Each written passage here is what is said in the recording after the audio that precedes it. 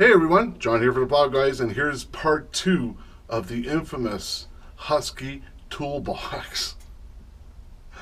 Oh man. We were talking, I think when I left it off, of locking issues on the top part of the chest, where the shells were locking halfway pulled out. Well, obviously the problem was the locking mechanism, and it is defective.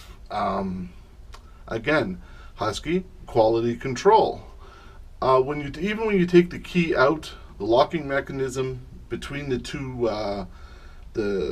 rows of drawers was falling down just enough that it would get caught on the center slider. So as you pulled out halfway, the center slider would then come out, but the center slider was catching on the little locking tab that would come down and lock the shelves in. So I did manage to fix it.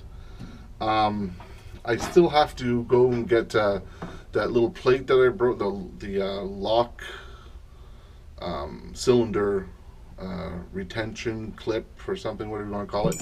So I broke that. I still have to go get that. I haven't done it yet.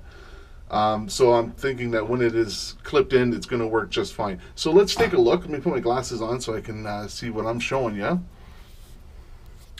Okay, so the issue was right here, this little, let me grab my light here. Okay, so the problem was this locking tab here. Now if you watch, and I just I'm just going to apply pressure onto this, and you'll see that it moves up and down. So once I get that clip in, it'll be okay, although that was not the issue. The problem was back here.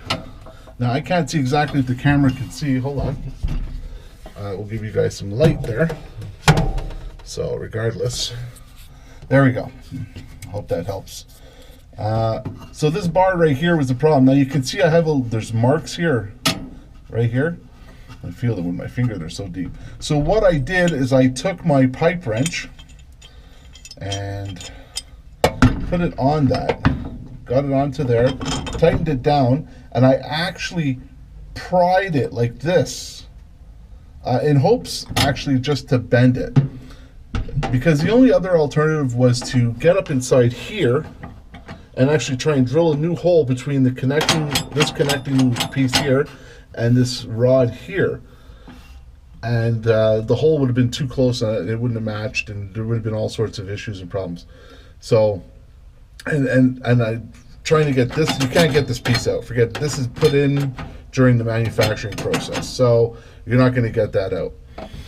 So I've resolved that for now. Put my light out here because it's just too dark in this freaking cabano shed.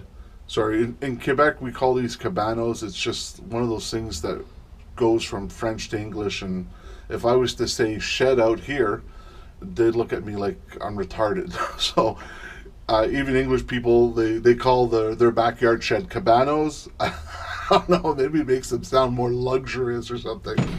But hey, it works, you know. Okay, enough about that.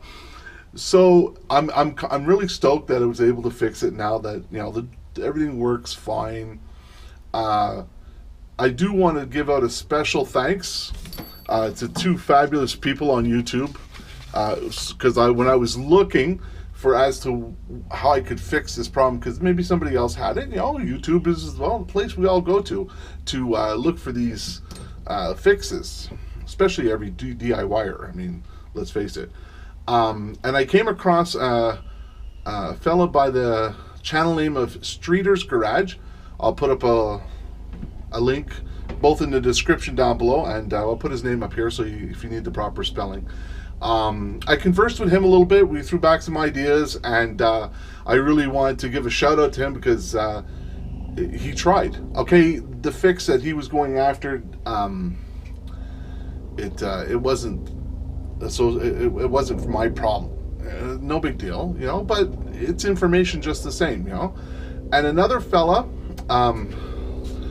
his channel name is Not Too Fast For You To See.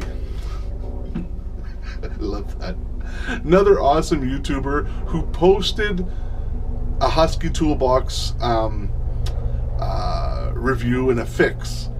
His toolbox though is not the one that he shows is not exactly the same as the one I have, and I wanted to include you. Not too fast for you to see. Should have asked him for his first name. Would have been so much easier. Actually, Husky might have actually taken your idea about. Remember with the rails here. Let me get the light back here. There we go. These rails. Remember you said there was an issue and they were like loose. I'll just put you there. You said they were loose and everything. Well, these are really tight, and I'll show you why.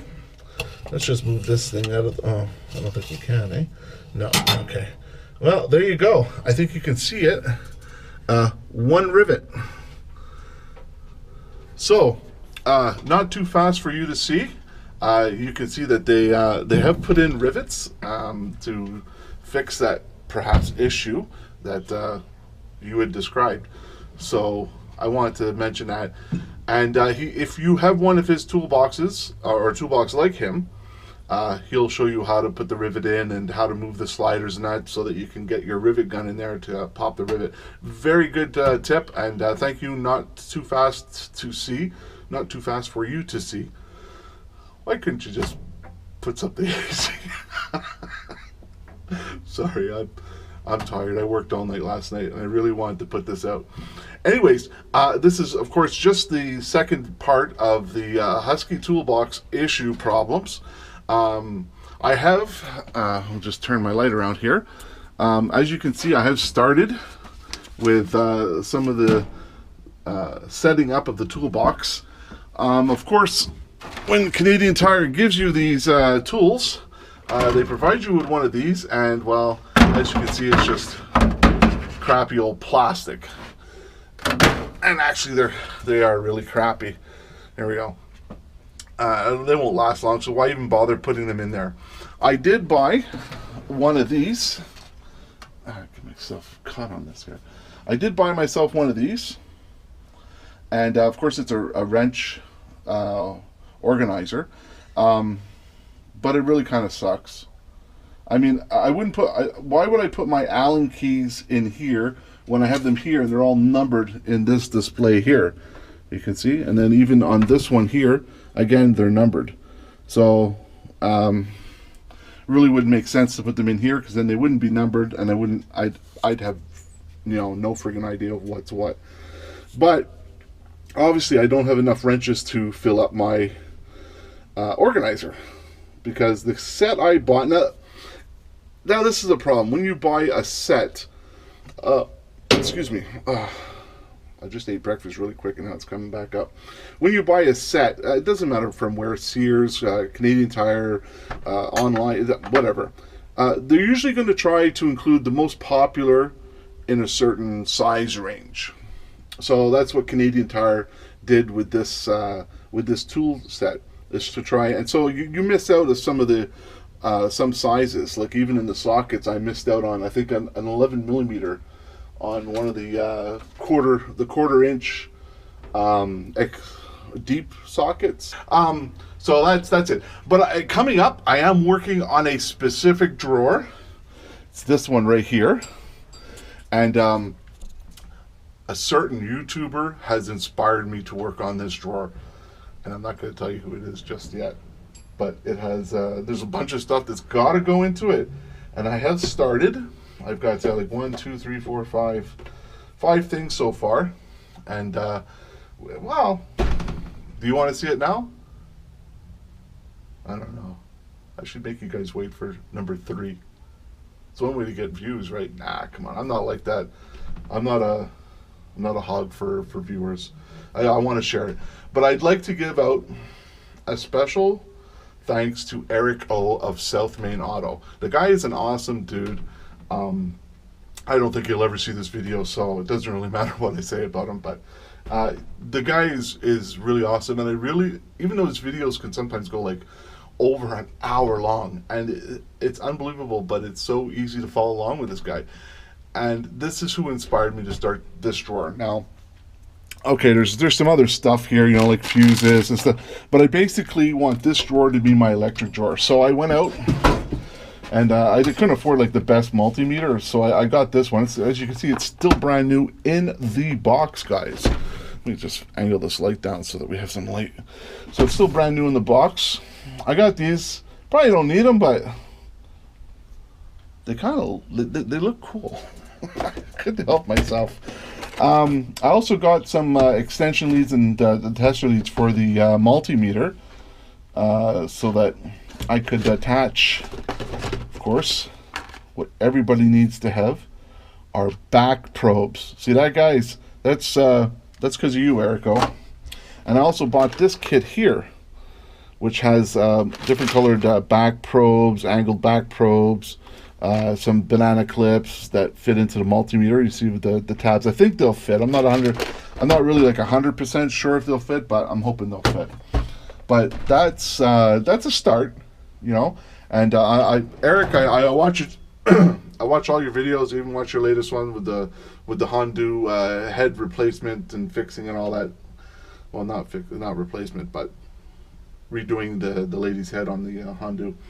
So your diagnostic videos are really awesome, and I like the way that you don't skimp on doing the diagnostics. You really allow us to follow along. Now, of course, I don't have a scope where, you know, or you know, I know the name of it, an oscilloscope, or, you know, anyways, you know what I'm talking about, and probably most of you do.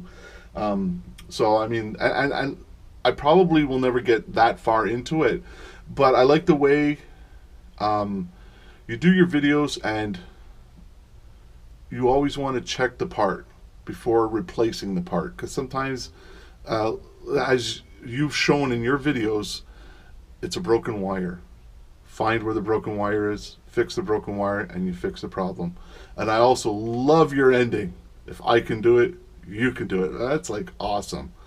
Well, there's your problem, lady. Makes me laugh every time. Anyways, guys, enough about me blithering on about this stuff. I was going to keep that drawer for another occasion. But you can see I'm slowly getting stuff fixed up. So I got that drawer. You already saw that drawer. I got my screwdriver drawer, but I hate these screwdrivers. They're all raggedy from years of just being tugged around and thrown around, that I'm probably going to get another set. But these ones, actually, these kind of sets here, I like these sets because you have, of course, all your different tips in that. The problem is sometimes with the big handle is they're not practical. That one's empty. This one, so it's like what do you call them? 12-point sockets. Something, I don't know. I don't know if I ever use them. I guess if I work on a VW like Thomas at XOVCDS, God, I probably just scrunched up his name really good. These are okay. These sockets, the Torx bits, they're handy. I don't know if I've ever had an occasion to use these ones, but I guess they're probably good for calipers or stuff like that, eh? Some of these. These are okay, these ones here, these bits. These I find completely useless. Never use them, so they'll stay there forever and ever. Same with these bits. I mean, the amount of torque you're going to end up putting onto this, you're going to end up breaking off the tip or cracking the screw. So I really don't see that I'm going to be using those too often. Here's my crap wrenches. You see, I have a bunch of them, and I have more. I actually have a set of these with these ratchet wrenches. I really like these. Now, if I could just find the rest of them. They're around here somewhere. And I found this meter after, of course, I bought the other one. What's in here? Okay, these are, see, this is another part of Eric O's influence. Some people, oh, don't buy the power probe, and it's no good. Well, I kind of like it because it does have a sound and everything, and it shows the voltage, which is nice. My Mastercraft set here, this is of course my ratchet set I'll use to take out, do oil changes and the like. More electronic stuff, connectors, switches. That's my my electrical connector stuff there. This is like a Dremel tool or something like that. I think it's got I don't use it too often. It's a piece of crap, actually. So that's it for that one. Actually, I'll probably just make this my last video on the toolbox. This is just some crap whoops, put this here. Some crap I took out of the other two drawers so I could get them to fit. But it's going to be more or less my, I guess, like plier drawer or something. Oh, look at this. Oh, look at those. They've never been used, guys. Brand new, out of the box. Bada boom, bada bing. These are awesome. Look at that. Wow. I wonder if I'll ever use them. I could see myself using some of these long nose angled pliers. This one is really good too. I like this one. But I like the length of them, so, and it wasn't that expensive. Oh, now this is the fix-all drawer. This is the drawer I go to when I want to fix something that regular tools just will not fix. So you just grab the biggest one here and start wailing away.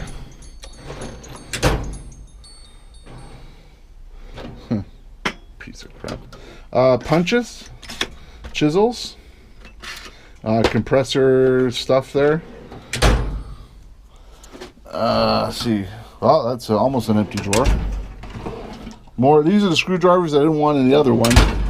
Nothing in that one. And in this one, it's hammer number 5. And this is for Justin. So, you see me. So when Justin acts up, nah, I wouldn't do that. I'm not that type of person. Really, I'm not. Oh, and I got to show you my light. Does this look familiar? Look at it closely. Look. Now I like this light. I've seen my buddy Eric use it a lot, and I didn't get the one he whips across his garage when he gets angry, but I got the other one, and I know he doesn't like the charging on the side here. He'd prefer to have just a regular plug. But what I like about the micro USB, Eric, is you can charge it with any cell phone charger. They're very, very common. So the micro USB is a plus for me. I know it's not for you, but like you say, can't work for everybody. So there you go, guys. Just turn that off. That's my my big tool chest tour for now. Anyways, that's it. Thanks for watching. If you like snow plowing, hit that subscribe button if you liked it. If not, that's okay, whatever. It all works for me. I'll see you in the next one, guys. Bye.